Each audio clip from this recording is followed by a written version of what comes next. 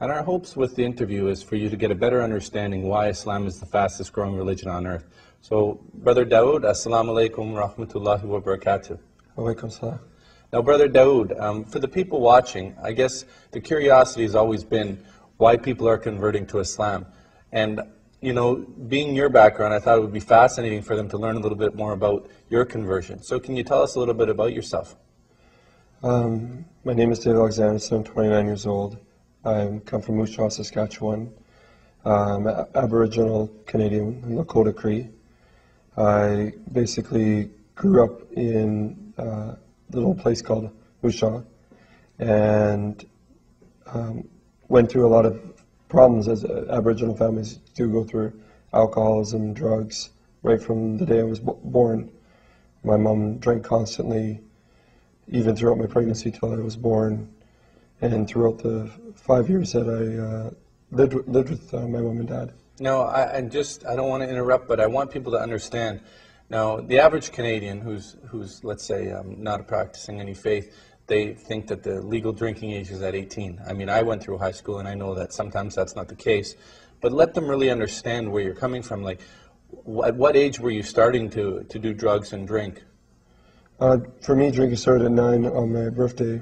It's very common for children, even as young as 5 or 6, to start drinking in Aboriginal homes.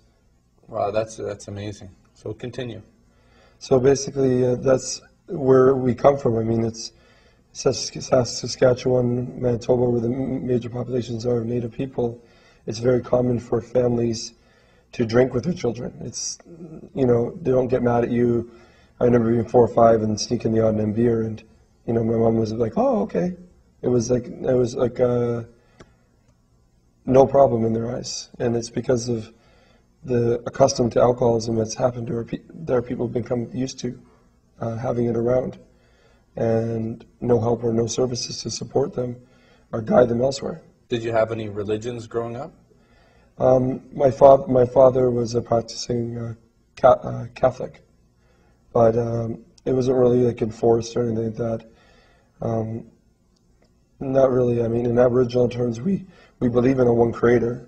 We believe in the aspects of the Creator and that He's something, but we do a lot of singing or dancing or chanting towards, you know, animals or stories involving animals, and, you know, it's nothing really religious, but it's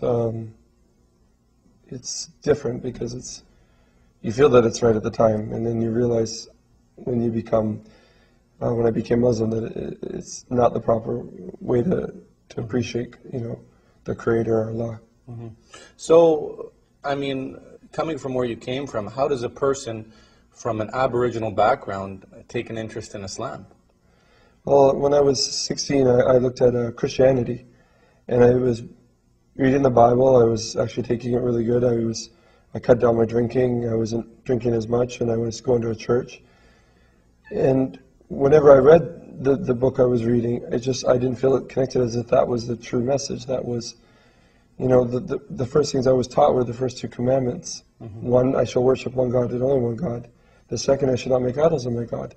But every Sunday I was going to school, and we were making idols of Jesus, of Mary, and the cross, and it just didn't suit me. So when I got stable at about 21 years of age, I started to research and learn what Islam was, and continued from there, and just wanted to learn and continue to learn. But there was so much of a lack of resources for wanting to learn. And when I got my first Quran, when I was about 24, I started to say, wow, this does not seem like it's man-made. So what was what closed the deal for you? What was exactly the point where you said, you know what, I believe Islam is right for me, and I would like to become a Muslim? At what point in your life did that, you know, happen to you? In brief, it was basically when I was at an all-time low with my addictions. I suffered from alcoholism for basically 20 years, from age 9 till 29. And nobody drinks that much, nobody does drugs, and not wonder, well, why is God allowing this to happen? Why is this happening to me? So I really started just listening to lectures, and when I listened to a Pacific lecture. It was talking about, what is the purpose of life? I looked at myself and I said, well, what am I doing? I'm a single father and I'm an alcoholic. Is that my purpose of life? So I went and I grabbed the Quran and I started reading it. And I started learning different lectures and books. I was reading Islamic books. And what really closed the deal was the fact that what I was reading seemed like there was no lie to it. It was like a humble experience just to learn. And the message you were learning was like truth. It was words you can't even describe. And I knew that that's what I really wanted. But I did not know where to go to get the help to be able to learn about Islam properly. Because I would go to a couple mosques, here's the Quran, have a good day. Here's the Quran, give us a call. You call, we'll call you back. So, I guess I was indirectly a part of it, but what made you decide to...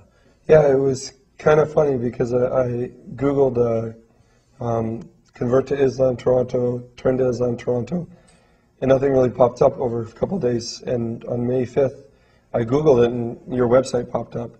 To me it was by the grace of Allah that it was there. I called you up. I remember speaking to another employee. He said, I'll get you the president. I'm like, ooh, I'm talking to the president. And I said to you, but I drink. I'm an alcoholic. I never wanted to be a hypocrite. If I was going to become Muslim, I did not want to drink and be an alcoholic. I wanted to be able to walk the walk and talk the talk. So for me, it was being able to talk to you and say, this is who I am. I was very open to you. I said, I'm an alcoholic. I can't be a Muslim. Muslims don't drink. And you said, you take a shahada and we'll talk. We'll talk tomorrow. And I said, okay. And so I took my shahada, alhamdulillah. And it was